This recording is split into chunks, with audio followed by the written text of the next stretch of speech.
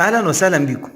هستعرض قدامكم الآن ملامح قائمة الأهلي في كأس العالم للأندية.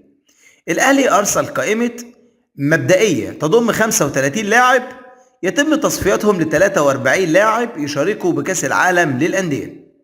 اللاعبون الأقرب للتواجد في القائمة هم: في حراسة المرمى محمد الشناوي وعلي لطفي ومصطفى شوبير.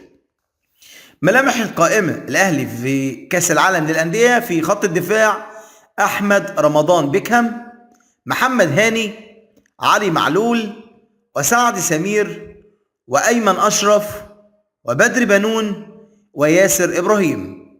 في خط الوسط عمرو السولية، حمدي فتحي، وأليو ديانج، أكرم توفيق، وليد سليمان، أفشة، ومحمد شريف، وكهربا، وحسين الشحات، وطاهر محمد طاهر. ملامح الأهلي في قائمة كأس العالم للأندية: في الهجوم ويلتر بواليا، مروان محسن، وصلاح محسن.